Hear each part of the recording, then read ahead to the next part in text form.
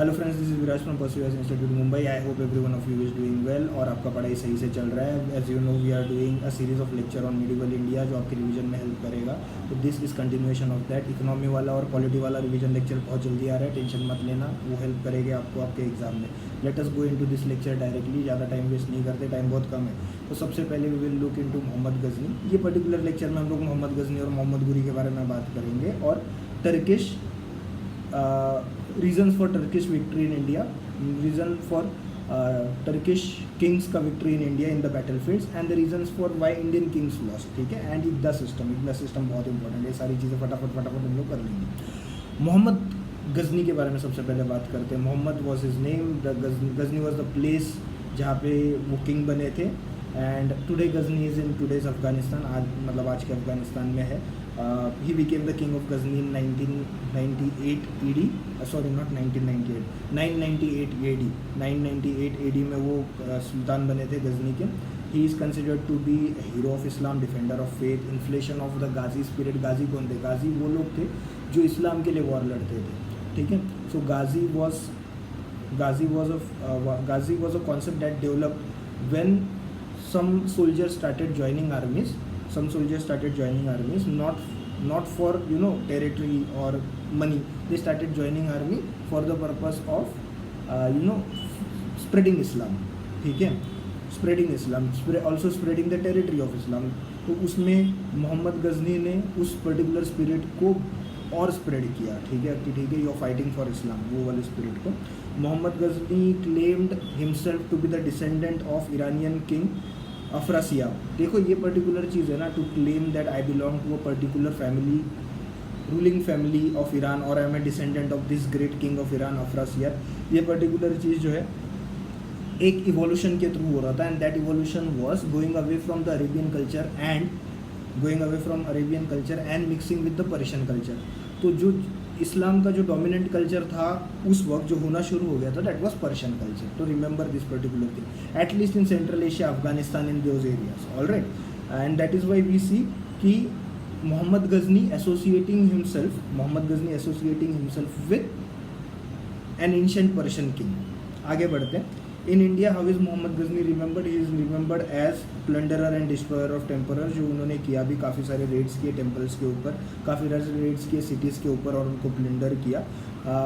He defeated in this particular process, जब वो India आना शुरू हो गया था तो ही defeated the rulers of Peshawar and Punjab. Peshawar में उस वक्त हिंदू शाही करके एक डायनेस्टी था, उनका रूल था, उनको डिफीट कर दिया गया था।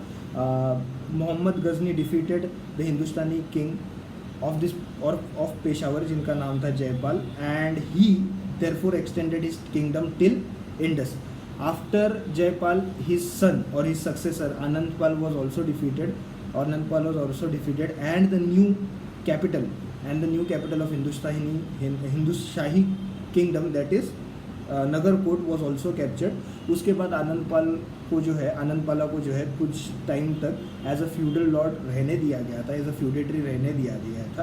And his capital then became Lahore, but after that Mohammad Ghazni captured Lahore also, and by doing this he extended his territory till Jhelum तक उन्होंने टेरिटरी लेके गए। He also had attacked Kashmir, but he could not capture Kashmir, और he could not endanger property और life much in Kashmir. What was the reason? It was climate. तो climate की वजह से he could not do much damage to Kashmir.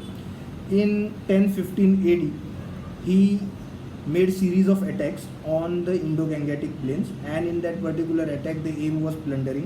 तो उन्होंने cities को, temples को डिस्ट्रॉय किया। He destroy cities and temples, and he use that money that he got in India, he use that wealth that he got in India for fighting his battles in central Asia. He posed himself as Buddha शिकन कौन होता है? The person who breaks idols. तो idols, images या idols को तोड़ने वाला, destroyer of images और आइडल्स इज बुद्ध शिकन। He raided important cities like Thaneshwar, Kannauj, Somnath and Mathura. यहाँ पे Somnath is a bit more important because it had a rich temple. ठीक है, जो इंडिपेंडेंस के बाद हमने उसे बहुत भव्य तरीके से बनाया। And it was also a rich port city. In that particular attack, he was harassed by his Jats, ठीक है, and hence to punish them, he came back to India in 1030 AD, when he died, ठीक है। तो मोहम्मद गजनी जो he died in India, he had come to India to punish Jats, जिन्होंने उसको बहुत परेशान किया था during the time of attack on Somnath. What Mohammad Ghazni did was he brought Turks into India, ठीक है। Now Turks were the masters of Punjab and Multan, but due to the changing conditions of Central Asia, what happened was it became impossible for the Turks to move forward in India. Their main aim was Central Asia. उनका main goal जो है central Asia पे अपनी पकड़ मजबूत बनाए रखना था, बट सेंट्रल एशिया में इतना केओस फैला हुआ था ना कि इट कुड नॉट हैपन कि वहाँ पे सब सेटल हो जाए और फिर यहाँ पे वो लोग कॉन्सेंट्रेट करें। This did not happen, so their main focus was on Central Asia, but they carried on raids on Indo Gangetic plains, North Indian plains, जो धीरे धीरे कम हो गई, and they stop posing such a big danger for India, ठीक है। तो इतना बड़ा डेंजर रहा नहीं गजनीज का या फिर टर्क्स का for the next 100 years after Mohammad Ghazni. उसके बाद क्या हुआ, उसके बाद what we see is Central Asia में 2 एम्पायर्स बनते हैं, ठीक है। In the what you can say in the second half of the 11th century, ठीक है। Second half of the 12th century Central Asia में 2 किंगडम्स बनते हैं, 2 बड़े एम्पायर्स बनते हैं। One is Khwarizmi empire of Iran, ये बाद में भी आएगा डिस्कशन में, ध्यान रखना। And second was Ghurid Empire of Gur is also in Afghanistan. So what they had done was they had expanded in Afghanistan. वो पहले गजनी एम्पायर के अंडर थे, फिर क्या हुआ, वो राइज हो गया और गजनी एम्पायर जो थे उनके अंडर चला गया। तो the ruling family of Ghazni went under them, ठीक है। तो Ghurid empire became a big empire in north western part of India, ठीक है। और उसी के बाजू में था ईरान का ख्वारिज़मी एम्पायर, ठीक है। Let us focus on Ghurid empire. इसमें एक किंग का नाम याद रखना, शायद पूछे, इंडिया के हिसाब से इंपॉर्टेंट नहीं है लेकिन फिर भी याद रखना। And the name of that emperor is Alauddin, he is also called as Jahansoz मतलब the person who burns the world. ये नाम उसको क्यों पड़ा, because from Ghurid when he came to Ghazni and when he captured Ghazni, तो उस वक्त उसने उस पूरे सिटी को जला दिया था। And because of that he is called as Jahansoz. दूसरा एक इंपॉर्टेंट चीज़ है, he had won a very important town in centre Asia एंड उसका नाम था खुरासान। तो खुरासान टाउन को भी इसने जीता था। But then what happened was, जैसे मैंने बोला 2 एम्पायर थे ना, एक गुरिद एम्पायर था और दूसरा था ख्वारिज़मी एम्पायर। तो Khwarizmi empire was so strong in the areas around Iran, ठीक है, कि द गुरिज were not able to expand in that direction. Hence what they did was they started looking towards India. In 1173, Muhammad Shahabuddin, also called as Muhammad Ghuri, ठीक है, in India he is also called as Muhammad Ghuri. Mohammad Shahabuddin याद रखना, मोहम्मद गुरी याद रखना। एक और बड़ा नाम है, मैं एक बार बोल देता हूँ लेकिन इसको याद रखने की कोई ज़रूरत नहीं है, मेजुद्दीन मोहम्मद बिन शाम, ठीक है। ये उसका पूरा ओरिजिनल नाम है, मेजुद्दीन मोहम्मद बिन शाम, ठीक है। हम लोग मोहम्मद गुरी याद रखेंगे, मोहम्मद शाहबुद्दीन याद रखेंगे for the purpose of this lecture, Mohammad Ghori. तो Mohammad Ghori sat on the throne of Ghazni in 1173। Actually what happened was, उसके बड़े भाई जो है गुरी के थ्रोन पे बैठ गया, दे पार्टीशनड देयर एम्पायर, उसका बड़ा भाई गुरी के थ्रोन पे बैठ गया, and he being the younger brother, बड़े भाई ने उसको गजनी का टेरिटरी दे दिया, ठीक है, जो उन्होंने जीता था तो उसे दे दिया। मोहम्मद गुरी जो है, he came to India through Gomal pass and he attack Multan and उलुच, ठीक है। He also attempted to attack Gujarat through Rajasthan, but then he was defeated by the king of Gujarat near mount Abu. Hence what he did, he felt it is necessary to have a base in India. तो India में मतलब पंजाब के around पहले base बनाते हैं, and उसके बाद it will be sensible to attack India. तो what he did was he conquered Peshawar, Lahore and Sialkot, and then he became ready to attack on Delhi and the Gangetic Plains. At the same time, what was happening on Delhi and Gangetic Plains was वहाँ एक नया power emerge हो रहा था, and this power was of the Chauhans, ठीक है। उन्होंने क्या किया था, चौहान बेसिकली उन्होंने क्या किया था, they had in the recent past captured Delhi का, मतलब जो दिल्ली है उसका पुराना नाम दिल्ली का था, they had in the recent past captured Delhi का फ्रॉम तोमर्स, ठीक है। Tomars were also Rajput, Chauhans were also Rajput, and they wanted to expand towards Punjab. तो गुरी, मोहम्मद गुरी wanted to expand from Rajasthan to from Punjab to Delhi, and Chauhans wanted to expand from Delhi to Punjab. So their clash was inevitable. The first clash took place in Tarain, Tarain, pronunciation may be wrong, तो मैंने spelling बोल दिया. तो battle of Tarain जो पहला हुआ था उसमें both of them fought, and this battle was for the claim over तबारहिंदा. तबारहिंदा Delhi के पास एक फोर्ट है, एक जगह है, उसके लिए बैटल हुआ था. Ghori forces were completely destroyed. Prithviraj Chauhan didn't pursue Mohammad Ghori and did not pursue him and kill him. The reason for that is he felt कि it was one of the plundering raids, ठीक है.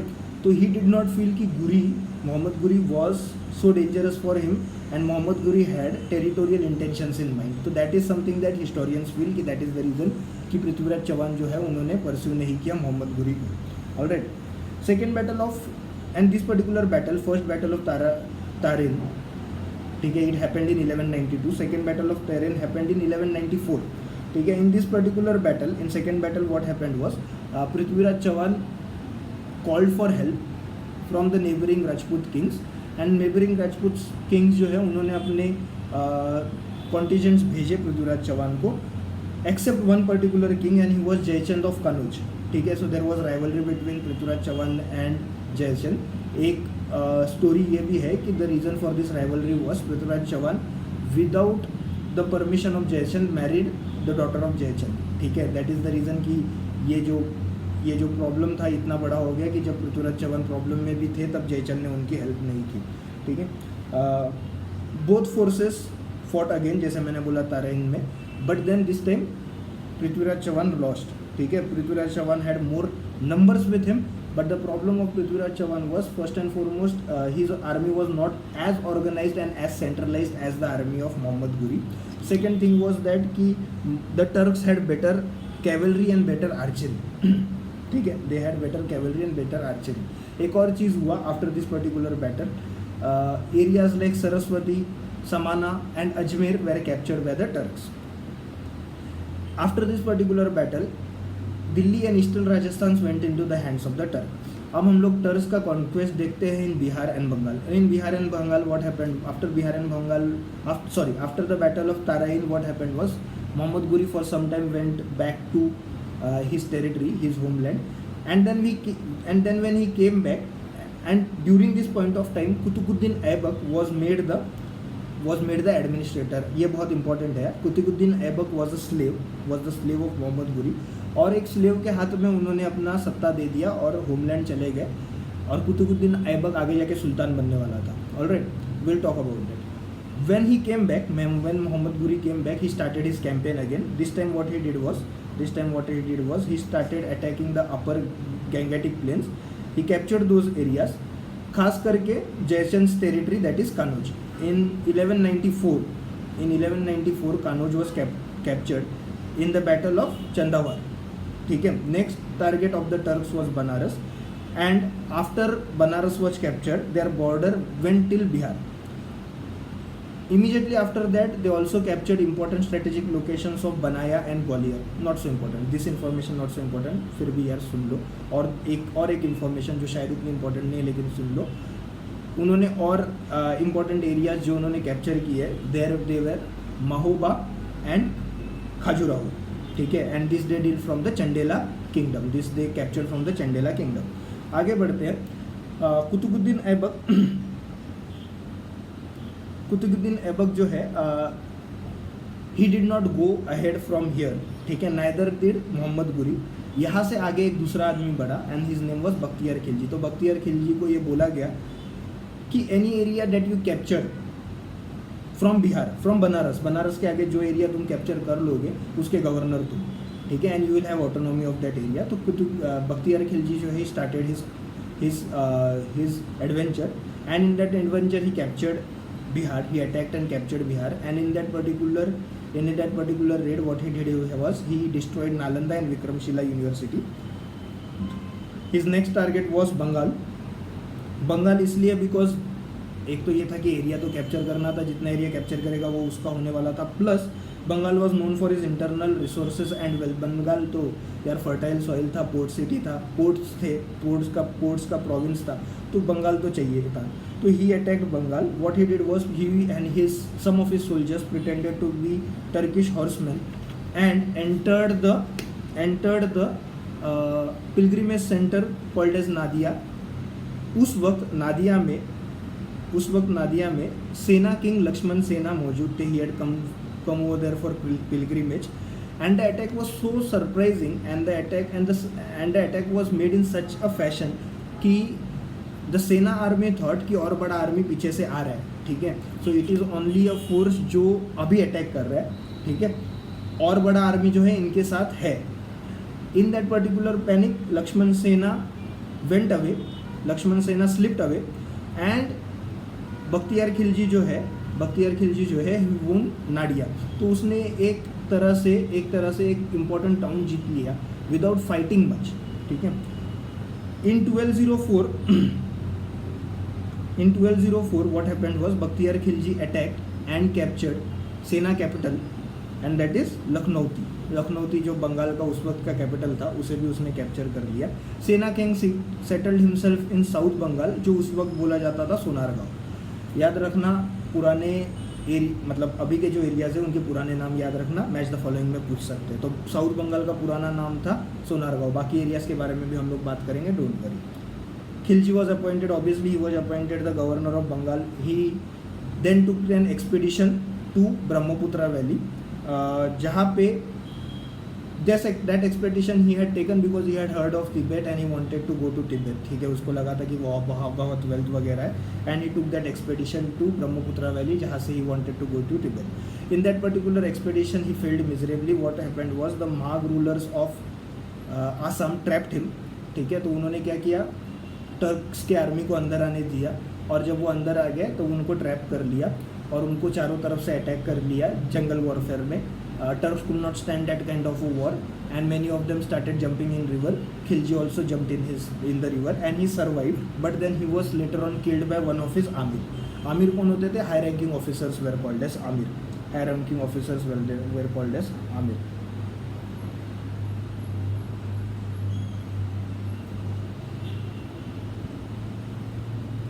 Okay, आगे बढ़ते हुए दूसरी तरफ क्या हुआ कि इन 1203 मोहम्मद गुरी जो इंडिया में काफ़ी बैटल जीता था, हारा भी था, ठीक है, गुजरात में भी हारा था, पृथ्वीराज चौहान के सामने भी हारा था, ठीक है।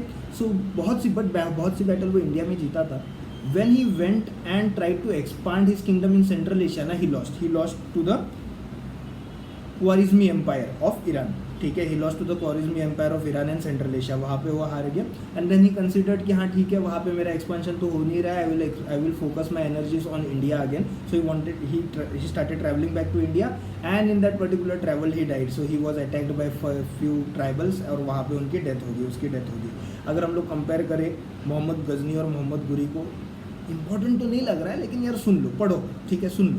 तो वी कैन से कि मोहम्मद गजनी रिकॉर्ड वाइज मोहम्मद गजनी का रिकॉर्ड अच्छा था because he was not defeated even once in the battlefield. Mohammad Ghori was defeated but then Mohammad Ghori also had to face organised armies, better organised armies. तो Mohammad Ghori had to face Prithviraj Chauhan, ठीक है।